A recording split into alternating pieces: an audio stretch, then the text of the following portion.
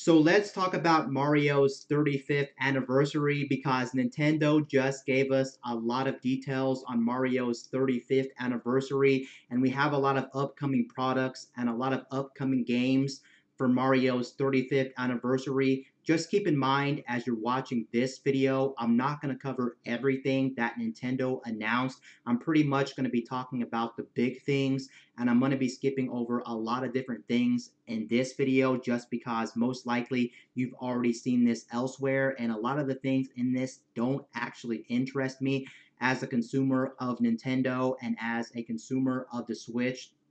They just don't interest me, sadly, but I will be covering the big stuff here. So without further ado, let's actually talk about Mario's 35th anniversary. First off, one of the big things that they did announce here, of course, is going to be the fact that we are going to get Super Mario 3D World from the Wii U onto the Switch. And this doesn't surprise me at all, just because if you look at Nintendo's track record, they have been porting pretty much every game from the Wii U over to the Nintendo Switch. It makes sense. It's easy money. Not a lot of people play them to begin with, so it's a perfect combination. I'm actually glad that this is on the Nintendo Switch because that does mean more people get to enjoy this game that never played this game to begin with. I know a lot of people didn't actually like this game to begin with just because it wasn't really a traditional 3D Mario game that we were used to. It was kind of a different take on a 3D Mario game. But me personally, I really like this game. I would even say this might, believe it or not, might be my favorite 3D Mario game. And I know that's going to upset a lot of you guys because, again, this is not a traditional 3D Mario game, but I really did like this game a lot. I think it's a very fun game. I like all the levels here. I like the creativity here. I like just everything about this game. This game really does speak to me in so many ways. And the nice thing about this game is it's going to be perfect for local co-op on the Nintendo Switch. Since, of course, if you buy the regular Nintendo Switch, you do get two Joy-Cons in the box, and that's going to be perfect for a game like this that's already set up for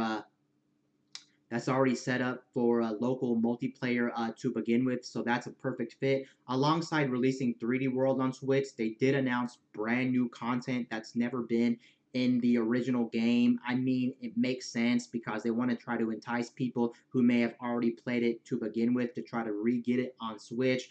Of course, for all you people wondering, is it worth it to buy on Switch if you already bought it on the Wii U? That's going to be a tough question. You'll have to answer that yourself just due to the fact that outside of the regular game, we do have Bowser's Fury, which is going to be a free add-on, so more content to the game. But the problem is, at the very moment, we don't know anything about Bowser's Fury. We need more details on that expansion pack or that add-on for Super Mario 3D World. I guess if you want to play this game on the go, no questions asked, of course, this is going to be the way to do it if you like 3D World that much, or maybe you're going to pick it up just because you can play this on the go, and then, of course, you are automatically going to get Bowser's Fury, and some people may be okay with that and be like, yeah, I'll take it sight unseen, even if I've already played it, because we are getting brand new content, and then we are going to be able to play this game on the go, and it makes for a perfect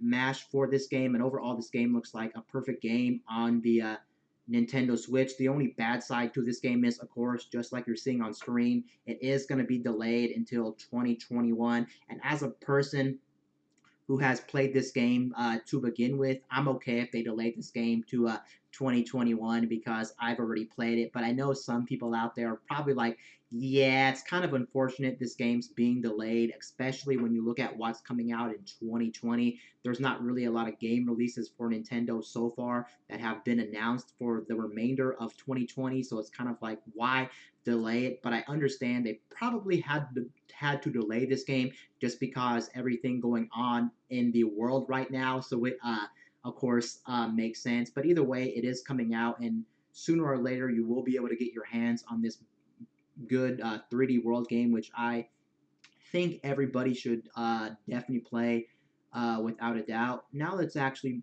scoot on to Mario Kart. Now, when I first saw this reveal, trailer for Mario Kart, I was like, is there a brand new Mario Kart coming to the Nintendo Switch? There's no way a brand new Mario Kart's coming to Switch since Mario Kart 8 Deluxe is selling so well. The Nintendo Switch is not that old. And yep, I was right. This is not technically a brand new Mario game. It's more on the line of like the Labo that Nintendo released, I think, a couple of years ago. This is kind of like toys to life type deal, kind of like Amiibo, or kind of like a Labo that Nintendo did a couple years ago, like I was saying. And this thing actually looks pretty cool, but I think the main demographic that they're trying to target here, of course, obviously, is kids with this thing. This thing is pretty much Mario Kart in real life. Of course, you play with these real life Mario Kart toys, and as you're playing with these real life Mario Kart toys,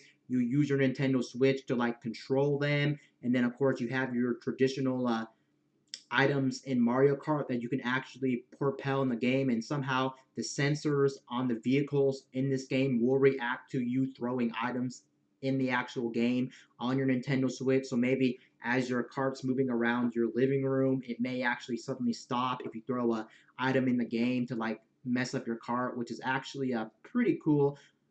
And if you didn't know anything, this is actually not the first time something like this has actually been implemented before. You may have not heard of this, or you may have heard of this. There used to be a game called Onkyo Overdrive. You may have heard of it. It was pretty much Mario Kart in real life. It was kind of the same concept where you have a smartphone and you have these little RC cars and you have a track and you drive around a track and then you can shoot items at your opponent. You can slow down their car and things like that. And that was pretty much real life Mario Kart. And this is pretty much kind of the same deal, real life Mario Kart. The only I guess, downside to this real life Mario Kart game is going to be the fact that it's kind of a shame you really can't see what you're actually you can't actually basically see the cars driving around your bedroom or your house, just due to the fact that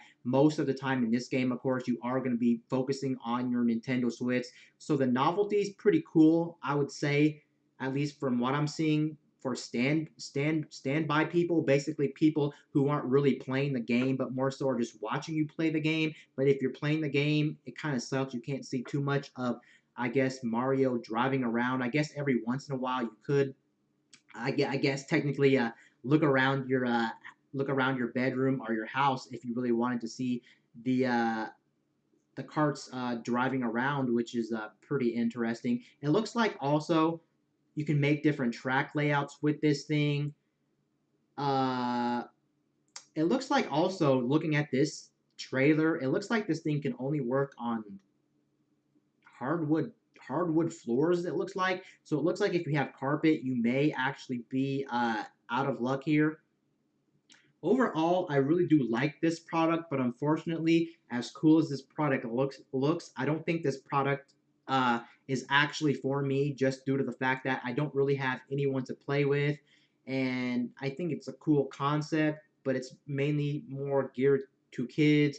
And we also don't know the price point of this thing, I do believe, and this thing might be kind of expensive looking at Nintendo's past history, like for instance with the Labo. The Labo were very expensive at like 70 to 80 US dollars for that, so they weren't for everybody. So again, this is not going to be for everybody, but again, it should sell pretty well because we're talking about the Mario name here, and we're also talking about Mario Kart, which is pretty much one of Nintendo's biggest franchise, if not the biggest franchise from Nintendo. Everybody loves Mario Kart. Now it's going to be called uh, Mario Kart Live Home Circuit, and this thing's coming out 10/16/2020, so it's coming out pretty much next month. So get excited for this. The only downside will be how much is this thing actually going to cost when you actually buy this thing. And then another nice thing that they did announce, of course, which should be the final thing, should be Super Mario 3D Collection. They did finally announce that. It was kind of like, are they going to announce this? Are they not going to announce this? The rumors were up in the air with this thing, but now we finally have confirmation here. This thing is finally real, and we finally know everything about this.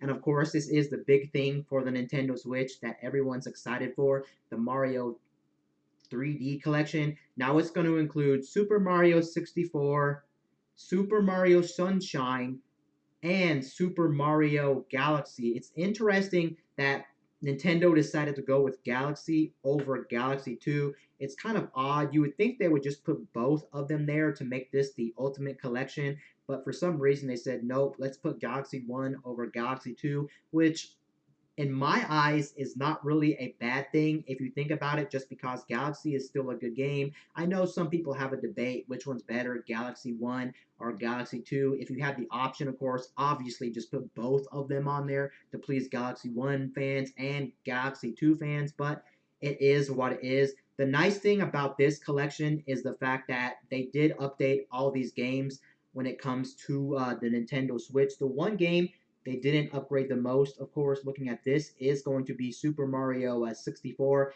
It looks like Super Mario 64 looks better than the original, but it doesn't look like a total HD remake of this game. You can see the resolution is higher than the original, but the downside to this game on the Switch is you can see it doesn't play in a widescreen. It only plays in the regular squared off aspect ratio. And honestly, I'm a little disappointed there. They didn't want to make that a widescreen game in HD, just due to the fact that Super Mario 64 is one of the most beloved games of all time, if not one of the most recognizable games. And it really did change 3D games forever. So it's kind of disappointing they didn't do that. But I understand why they probably didn't do it. I'm assuming they didn't do it just because they're like, yeah, a lot of people like this game, but we don't want to ruin this game by stretching it out or by making it 2 HD, because if we make it 2 HD or stretch it out to 16 by 9 aspect ratio, it would kind of defeat the purpose of this game, and that's why everybody likes this game, and they want to make people remember this game for what it is. And if they upgraded it too much, they'd be like, yeah, it's kind of a totally new game at this point, with very clear crystal HD graphics and a different aspect ratio for the game. And this is Mario's 35th anniversary to begin with, so they want to keep it true to the original. And I guess I'm okay with that. I understand where Nintendo is coming to that, and a lot of people may actually be more happy about that just because they are staying true to the original game. But I've already played the original game so much, and I also played the remake of that game, which is Super Mario 64 DS, which added more characters and more stars to collect. So it's kind of like, it's cool, but it's kind of disappointing for Mario 64. But it's cool. I guess it's part of the collection, without a doubt. And then the rest of them, of course, like I just mentioned, are updated to HD and widescreen aspect ratio. And I am all for that, because I personally think these games deserve much more than their original releases, because these games are fantastic games. Obviously, they're some of the best 3D platforming games of all time, and a lot of people love these games, and these games will look gorgeous in HD. From what I'm seeing from this trailer, they don't look crazy HD. They look like they're upscaled, not necessarily totally remastered and remade for the Switch, so you're not going to get the best clarity out of these games, but I'll take them in any capacity, even if they're slightly upgraded. Because if they're slightly upgraded, that does make me happy. Of course, I would want a full remaster where they reworked all the animations and all the graphics in the game to really blow our socks off. But it looks like that's not going to be the case here. They're going to upgrade the graphics, and from what I'm seeing, they still look very impressive, especially if you compare these graphics to what the originals had to offer. These are miles better in that department alone. And I think that's enough reason for a lot of people to actually gravitate towards these games, because they want to replay them in the best quality possible. And no longer will you need to do things like emulation and things like this to get these games looking the best they can. So that's actually pretty nice overall.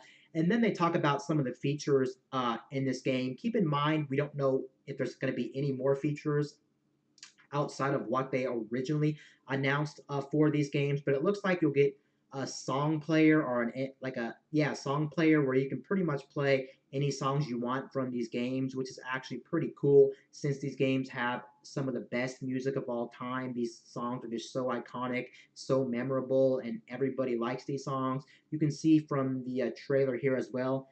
If I back up, you can see Super Mario Galaxy does support motion controls, and that should probably be the case just because the original game supported motion controls, and the Switch supports motion controls with one of the Joy Cons, I do believe, and that would be faithful to the original game. So I'm glad they actually kept that intact as well. Overall, these are looking like fantastic games, and honestly, to be honest, even though I'm looking at all this footage right now, and ever since these rumors have came out about is there going to be a 3D collection for Mario's 35th anniversary on the Switch, I was super excited about it, but the more I see this, even though I can admit it's an amazing collection, I honestly don't think this collection is for me. I know that's kind of puzzling to me, and that's also kind of surprising to you guys because I am a big Mario fan. I am a big Nintendo fan. I love platformers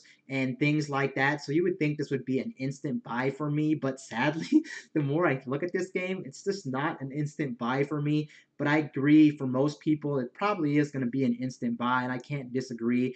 Maybe I'll have to pick this up because from the trailer, they did state that this was going to be in limited quantities, so they're not going to have this forever. It's kind of just a thing they're just throwing out just for his anniversary, and then in the future, they're going to stop selling it.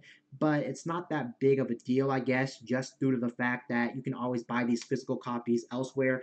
Of course, you'll have to pay up for this type of collection. People are going to scalp it, of course. But yeah, I am at least glad they did update these games to HD, at least Sunshine and Galaxy, because I was thinking that Nintendo wasn't actually going to update any of these games to HD. They would just keep them as the original game themselves and throw it into a collection. And that would give me less of an incentive to actually go out and buy this collection. But at least at the very moment, if I decide to pick up this collection, which I'm still probably not going to pick it up because they're old Mario games. I've already played them. I don't really need to spend my money on this. But if I was to spend it, I can't say Nintendo didn't at least try because they definitely tried with something like this.